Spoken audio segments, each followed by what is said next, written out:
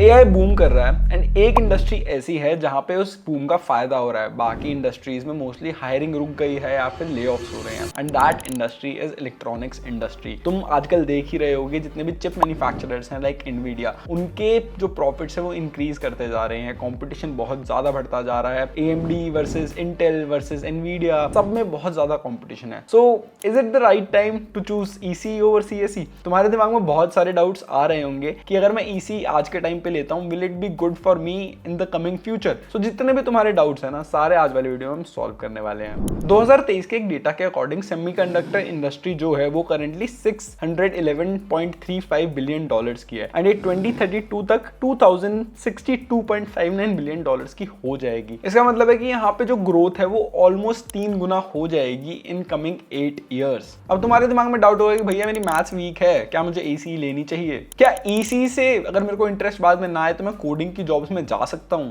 And finally EC करने के बाद मेरा पैकेज कितने का लग सकता है सेमीकंडक्टर इंडस्ट्री में? जितने भी तुम्हारे डाउट्स हैं सारे आज की वीडियो में हम सॉल्व करने वाले हैं। हाय guys, I'm Nishan Chahar, welcome back to the channel. जल्दी से वीडियो को स्टार्ट करते हैं। अब ये सारे क्वेश्चन जो तुम्हारे थे वो समझने से पहले तुम्हें कुछ चीजें समझनी पड़ेंगी। सबसे पहले EC is the second most popular branch in the country. एक 2022 के डेटा के हिसाब से 12.9 लाख स्टूडेंट सीएसई में एनरोल्ड थे एंड EC में भी 6.05 लाख स्टूडेंट्स के अराउंड एनरोल्ड थे in 2022, which is second to CSE। अगर बस इंडिया की बात करें तो सेमीकंडक्टर इंडस्ट्री का जो प्रोजेक्टेड रेवेन्यू है इंडिया में 2023 में वो 7.69 बिलियन डॉलर का है, जो 5 साल में 2029 तक तुम्हारा 13.31 बिलियन तक पहुंच जाएगा, विच शोज कि इंडिया में भी जो सेमीकंडक्टर इंडस्ट्री है वो बहुत ज्यादा तेजी से ग्रो कर रही है। सबसे पहले तुम्हारे दिमाग में ये डाउट होगा कि यार मैंने ईसी का नाम तो बहुत ज्यादा सुना है, बट एग्जैक्टली ईसी में होता क्या है? ठीक है, करंट इंडस्ट्री में काम क्या हो रहा होता है, क्या चीजें होती हैं, तो उसके बारे में पहले डिस्कस करते हैं। ईसी की फुल फॉर्म है तुम्हारी इलेक्ट्रॉनिक्स एंड कम्युनिकेशन इंजीनियरिंग। इसमें तुम्हारी कम्युनिकेशन रिलेटेड जितने भी डिवाइसेस होते हैं एंड साथ साथ इलेक्ट्रॉनिक्स का पूरा यूज किया जाता है। ठीक है, कम्युनिकेशन में क्या क्या चीजें आती हैं तुम्हारी? अब तुम फोन पे बात करते हो वो भी कम्युनिकेशन डिवाइस है। तुम लैपटॉप पे अगर तुम चैटिंग कर रहे हो किसी वेबसाइट पे जाके, वो भी एक कम्युनिकेशन किसी मीडियम के थ्रू हो रहा है एंड ऐसी बहुत सारी चीजें। तो जितने भी तुम डिवाइसेस इस वाली इंडस्ट्री में यूज करते हो, जहां पे भी टेक तुम्हें दिख रहा है कम्युनिकेशन के लिए, वहां पे ईसी इंजीनियर्स का रोल बहुत ज्यादा होता है। अब ईसी में तुम एग्जैक्टली पढ़ रहे होते माइक्रो कंप्यूटर्स कैसे क्या होते हैं, तुम उनको बना कैसे सकते हो। जितने भी तुम डिवाइसेस देख रहे हो जहां पे भी IoT तुम्हें आजकल दिख रहा है, चाहे तुम्हारे स्मार्ट फ्रिजेस हैं, चाहे तुम्हारे स्मार्ट बल्ब हैं, वो सभी ईसी इंजीनियर्स ने ही बनाए हुए हैं। अब ईसी में भी बहुत सारी स्ट्रीम्स होंगी, राइट, बट उसमें से आज के टाइम पे कौन सी सबसे ज्यादा बूम कर रही है? सबसे पहले एक तुम्हारा आता है 5G टेक्नोलॉजी एंड काफी सारी कंपनीज अब 6G 7G टेक्नोलॉजी पे भी काम करना स्टार्ट कर चुकी हैं। इसके अलावा तुम्हारा आता है आर्टिफिशियल इंटेलिजेंस। जितनी भी तुम्हारी AI एप्लीकेशंस हैं वो तुम्हारी ग्राफिक कार्ड्स पे चल रही होती हैं, बहुत हाई लेवल वाले, तो वो सब कौन बनाते हैं? तुम्हारे ईसी इंजीनियर्स। थर्ड इंपॉर्टेंट चीज आती है IoT। तुम देख रहे हो कि हर चीज स्मार्ट होती जा रही है, बल्ब से लेके तुम्हारे फ्रिज तक, and everything is going smart right now. तो वो सारी चीजों के लिए इंटरनेट ऑफ थिंग्स IoT का यूज होता है, वहां पे भी ईसी का बहुत बड़ा रोल है। And finally renewable energy. जितने भी तुम बैटरीज देखते हो, EV देखते हो, सब कुछ ईसी इंजीनियर्स ने बहुत ज्यादा रिसर्च करी हुई है। सो हर जगह तुम देखोगे ना, बहुत ज्यादा इंपॉर्टेंट रोल है फॉर ईसी इंजीनियर्स। और एक डेटा के हिसाब से ना ईसी इंजीनियर्स का जो पैकेज है वो भी काफी अच्छा लगता है, चाहे वो कंप्यूटर साइंस में जा रहे हो, चाहे वो कोर इलेक्ट्रॉनिक्स में भी जा रहे हो। अब मैं तुम्हें डेटा तुम्हारे साथ स्क्रीन पे शेयर कर रहा हूँ। अगर तुम देखोगे तो IIT खड़गपुर में जो ओवरऑल प्लेसमेंट रेट था वो 85.79% था, बट ईसी में 100% लोग प्लेस थे।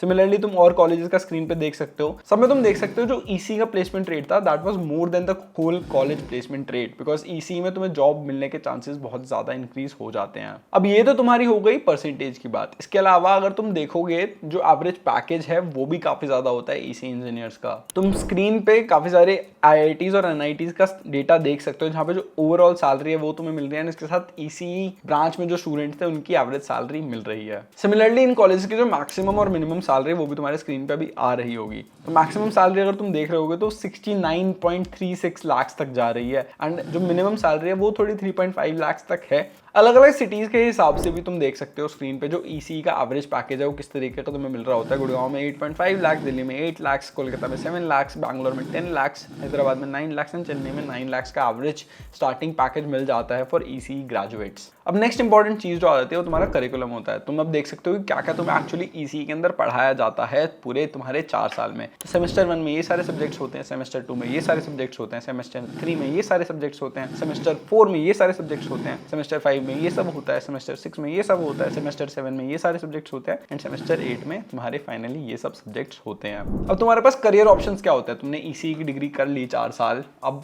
तुम क्या रोल्स के लिए लाइक हायर हो सकते हो या फिर अप्लाई कर सकते हो? सेमीकंडक्टर इंडस्ट्री में बहुत ज़्यादा हायरिंग हो रही है, एंड एक डेटा के अनुसार तुम्हें 2027 तक यहाँ पे 3 लाख ईसी ग्रेजुएट्स की शॉर्टेज होने वाली है। इतने अच्छे स्किल्ड ग्रेजुएट्स ही नहीं होंगे जितनी जॉब्स यहाँ पे अवेलेबल होने वाली हैं। अब ईसी के लिए ना मल्टीपल प्रोफाइल्स होती हैं, एक एक करके सारी प्रोफाइल्स देखते हैं, उनमें क्या काम होता है, और उसके साथ साथ उनकी जो एवरेज सैलरी होती है वो क्या होती है वो देखते हैं। सबसे पहले तुम्हारा आता है टेलीकॉम इंजीनियर। तो अपने इसमें मल्टीपल जॉब डिस्क्रिप्शंस भी होते हैं। तुम्हारे टेलीकम्युनिकेशन होता है, इलेक्ट्रॉनिक्स मैन्युफैक्चरिंग होता है, एरोस्पेस एंड डिफेंस है, उसके बाद semiconductor industry and finally information technology है। ये अलग अलग इंडस्ट्रीज हैं, इन पे अलग अलग रोल्स होते हैं जिनके लिए लोग उनको हायर किया जाता है। अगर टेलीकम्युनिकेशंस की बात करी जाए तो सबसे पहले तुम्हें टेलीकॉम नेटवर्क इंजीनियर चाहिए होते हैं, सेकंड तुम्हारा होता है wireless communications engineer, and third होता है फाइबर ऑप्टिक्स इंजीनियर। अब एक एक करके तुम स्क्रीन पे पढ़ सकते हो कि इनका एक्चुअल रोल क्या होता है। एंड जो एवरेज सैलरी है वो टेलीकम्युनिकेशन नेटवर्क इंजीनियर की 8 से 18 लाख होती है, तुम्हारा वायरलेस कम्युनिकेशंस इंजीनियर की 10 to 22 लाख होती है, फाइबर ऑप्टिक्स इंजीनियर की 8 to 16 लाख होती है पर एनम।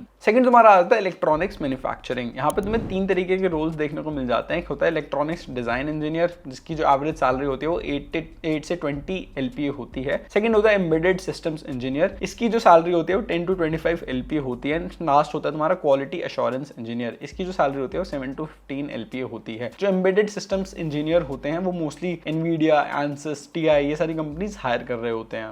नेक्स्ट तुम्हारा आता है aerospace and defence. Avionics engineer होता है तुम्हारा पहला रोल, सेकंड होता है satellite communications engineer, and third होता है रेडार सिस्टम्स इंजीनियर। इनकी सैलरी ऑलमोस्ट ऑल सबसे ज्यादा होती है। तो एवियोनिक्स इंजीनियर की जो एवरेज सैलरी होती है वो 12 से 25 लाख होती है per annum. Satellite communications engineer की 14 से 28 लाख होती है, रेडार सिस्टम्स इंजीनियर की 12 से 22 लाख होती है। नेक्स्ट आ जाता है सेमीकंडक्टर इंडस्ट्री। यहाँ पे तुम्हें अलग अलग रोल्स मिल जाते हैं। एक तुम्हारा होता है चिप डिजाइन इंजीनियर, दूसरा होता है VLSI डिजाइन इंजीनियर, थर्ड होता है तुम्हारा सेमीकंडक्टर प्रोसेस इंजीनियर। जो तुम्हारी चिप डिजाइन इंजीनियर की एवरेज सैलरी होती है 12 से 30 लाख होती है, VLSI डिजाइन इंजीनियर की 14 से 32 लाख होती है, and finally semiconductor process engineer की 10 से 22 लाख होती है। नेक्स्ट आता है तुम्हारा इंफॉर्मेशन टेक्नोलॉजी रिलेटेड कंपनीज में। सबसे पहले होता है कंप्यूटर हार्डवेयर इंजीनियर, ठीक है, इनकी जो होती है 8 से 18 लाख होती है। नेटवर्क इंजीनियर इनकी होती है 8 से 18 lakh, and finally cyber security engineer इनकी भी होती है 10 से 25 लाख पर ईयर। अब बात कर लेते हैं कौन सी कंपनी एक्चुअली हायर कर रही होती है तुम्हें। तो अगर तुम सेमीकंडक्टर एंड चिप इंडस्ट्री की बात करोगे तो तुम्हें यहाँ पे IDT, Intel, Qualcomm and Texas instruments जैसी कंपनीज हायर कर रही होती है। टेलीकम्युनिकेशंस की बात करोगे तो यहाँ पे Ericsson, Nokia, Cisco Systems and Ciena जैसी कंपनीज हायर कर रही होती है। थर्ड तुम्हारी होती है consumer electronics, Samsung, Sony, LG, Apple, ये सारी कंपनीज हायर कर रही होती हैं। फोर्थ तुम्हारी होती है एरोस्पेस एंड डिफेंस, यहाँ पे तुम्हें Raytheon, Lockheed Martin, Northrop Grumman and finally ISRO जैसी कंपनीज हायर कर रही होती है।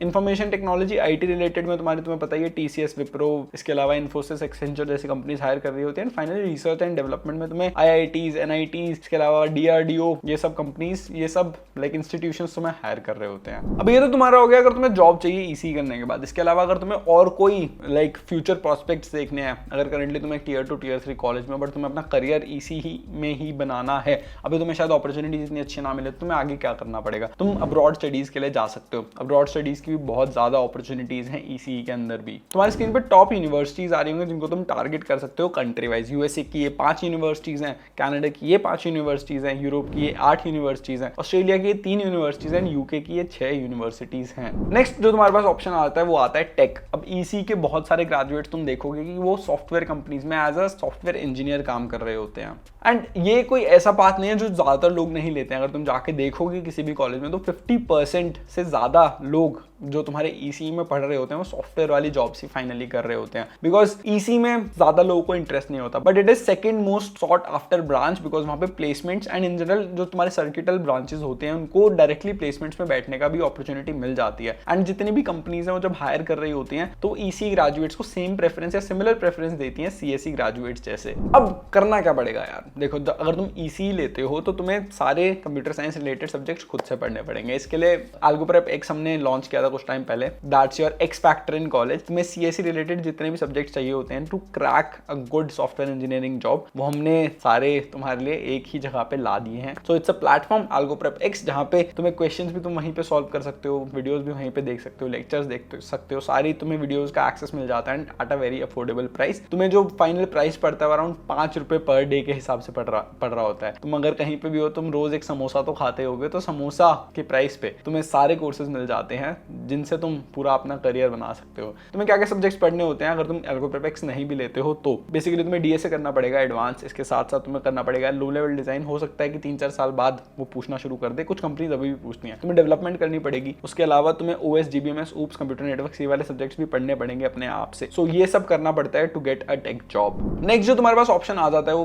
मोस्टली गेट का आ जाता है। तुम अगर किसी Tier 2 Tier 3 कॉलेज में, तो I would definitely recommend you guys to go for GATE. GATE देने से तुम्हें क्या फायदा होता है, तुम्हें एक तो PSUs में जॉब मिल सकती है, दूसरी चीज तुम IITs में जाके मास्टर्स कर सकते हो। अगर तुम IITs में जाते हो, उसका टैग मिल जाता है, तो वो बहुत ज्यादा लाइफ में हेल्पफुल होता ही है। एंड गेट में इन जनरल कंपटीशन थोड़ा कम होता है कंपेयर टू IIT JEE। तो अगर तुम स्टार्टिंग से ही गेट की अच्छे से प्रिपरेशन करोगे, तुम काफी क्रेजी रैंक लेके आ सकते हो। तुम यहाँ पे स्क्रीन पे देख सकते हो कि कौन से सब्जेक्ट की कितनी वेटेज होती है, एंड उसके बाद जिस सेमेस्टर में वो सब्जेक्ट आया उसके साथ साथ थोड़ी बहुत ग्रेड की प्रेप भी तुम कर सकते हो। तो तुम्हारे जितने भी डाउट्स होंगे रिलेटेड टू EC वो इस वाली वीडियो में कवर कर दिए हैं। अगर कुछ फिर भी रह गया हो, तुम डेफिनेटली बता सकते हो कमेंट सेक्शन में, तो उसका भी आंसर हम कर देंगे। So thank you so much for watching this video. Video को लाइक कर देना, सब्सक्राइब कर देना चैनल को अब तक नहीं किया, एंड मिलते हैं नेक्स्ट वाली वीडियो में। तब तक के लिए